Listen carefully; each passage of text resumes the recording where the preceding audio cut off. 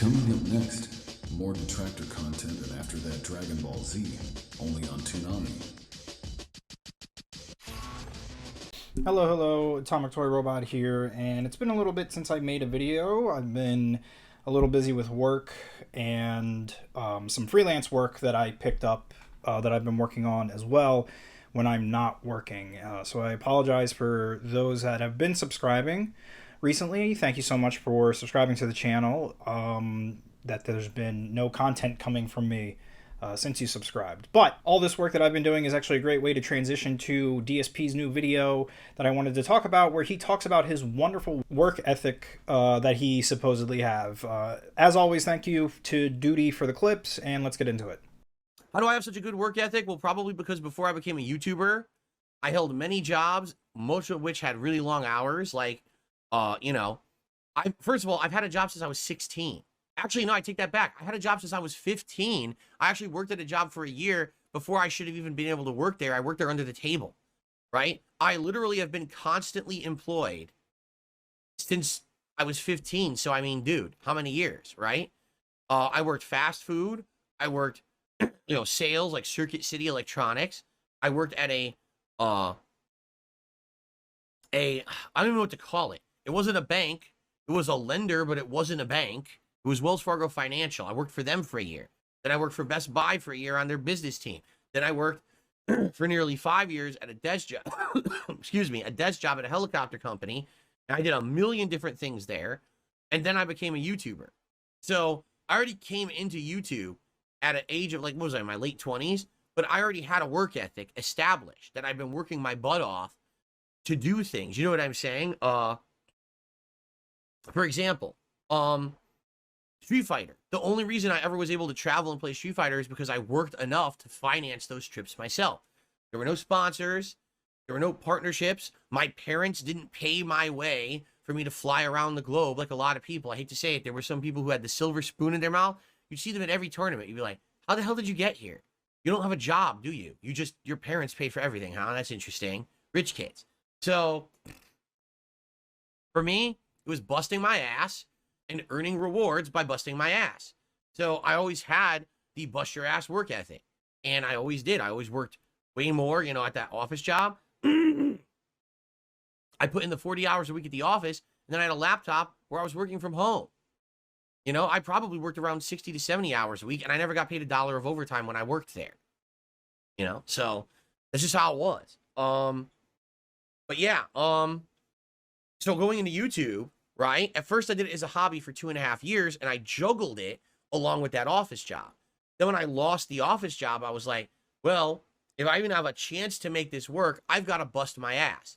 And it was literally every single day pumping out tons of videos like clockwork, uploading as fast as I could, getting the games as soon as they came out, unboxing them, getting the playthrough up as fast as I could. Then when I became a streamer, having a set schedule, be dependable, don't let down your audience, don't overpromise and underdeliver. Instead, delight them by always being there and giving them what they wanted and going above and beyond from what you actually have as an expectation. That's what I've always been about. Okay? So, yeah, that's been my life experience. A lot of people, when they went into YouTube, they didn't have that mentality. They didn't have that. They don't even know what that means, right? That's why they have sporadic schedules. That's why they just kind of fuck about and they don't have any professionalism to them whatsoever. I'm literally the opposite. And I think that's what a lot of people say. Wow, he takes it so seriously, right? Like, yeah. Why do you think I'm still here after 16 years? Because I fucked around?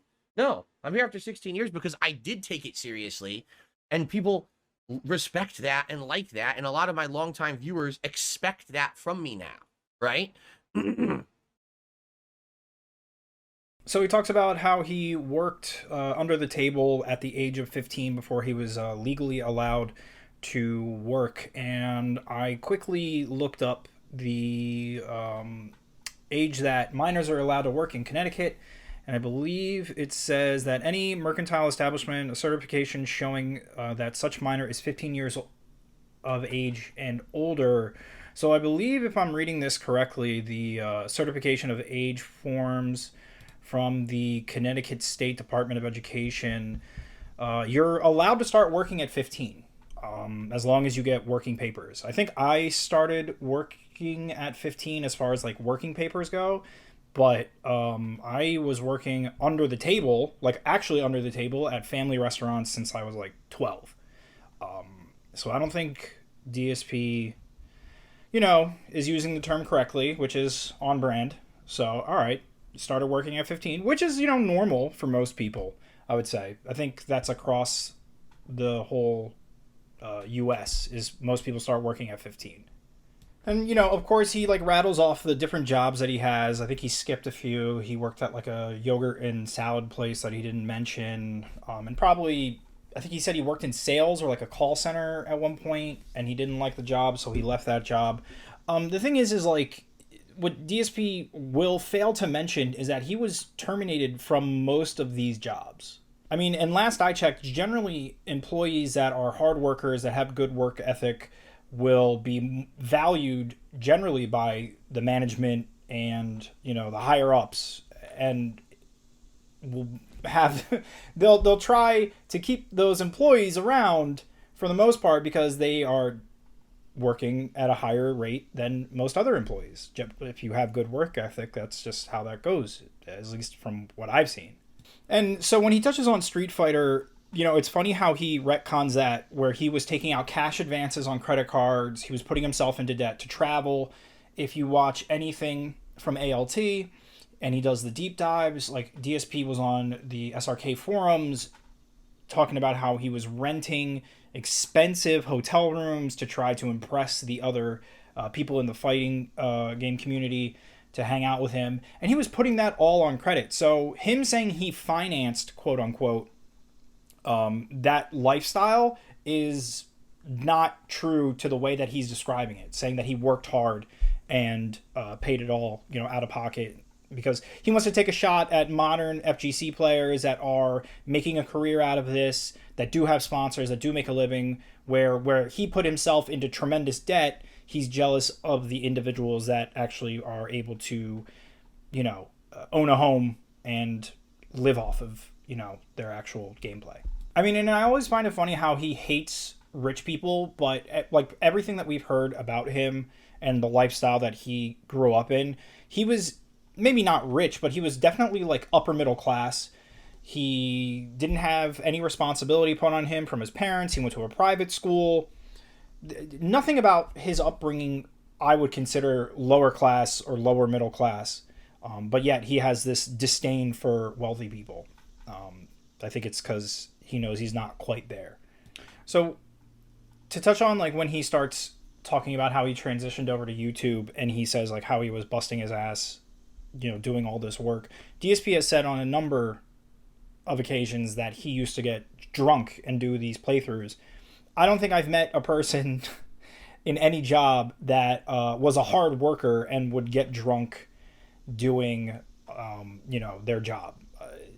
I would say that doesn't exist. But of course, DSP loves to spin things to make himself sound way more proficient and unique and just better than everybody else. But we all know the reality of it is that he's an actual lazy bum and kind of fell into success in early YouTube. But like when he's actually talking about like YouTube and streaming, like none of that is actual work ethic. Like, and he had another video that I wanted to comment on, but I hadn't gotten around to it, obviously, where he talks about how he never used to watch other creators once he became a full-time YouTuber, because I guess he didn't want to, quote unquote, like borrow ideas from them. But generally, like that's how you grow and that's how you learn, is from other people around you, like from your peers, from your, your coworkers, depending on what you're doing. If he had work ethic, he would see what other creators were doing as far as like editing style or way things were being presented, and he would have taken the time and effort to actually learn how to implement that stuff instead of being what people would refer to as a dinosaur and always being late to adopting stuff. Even with his new video where he's like, I'm getting a new computer. Everything he talked about in that computer video is like stuff from 10 years ago. Oh, talking about RGB and all that. And It's like, dude, we've had this technology. None of this is like new and interesting. And, you know, like, because he's so ignorant to the world around him, everything is like this amazing spectacle that he's doing. Which also just kind of reflects at how he used to be in his other jobs. I mean, we've had stories of him saying, like, when he used to be at Best Buy or Radio Shack or, you know, these other Circuit City or whatever, he used to say things like, oh, well, the management didn't like me because they tried to give me all these other jobs to do, and I would push back. I'd be like, that's not in my job description. These are things that he says. If you have good work ethic, if you want to be a hard worker, if your manager comes to you and goes, hey, you know, I want to entrust you with additional work because I believe that you can do it, then instead of pushing back, being like, oh, that's not my job description, generally you would do it. Now, listen, I'm not one to defend companies taking advantage of employees and not paying employees for hard work and all that, like, whatever. But everybody that is a hard worker that I've met is going to go the extra mile to actually do work. Everything that DSP thinks he's doing is work is all fluff. It's all just smoke and mirrors to entertain simple-minded people, unfortunately. And because his audience is generally mentally, you know, stunted to a degree, the way he talks can impress people that aren't experiencing real life. Anyway, that's just my thoughts on this. Obviously, like, DSP constantly contradicting himself, pretending he's way more of a harder worker, way more important than he actually is, when we have 16 years of evidence of just how much of a bum he is and how he doesn't actually want to put in work. Anyway, bye.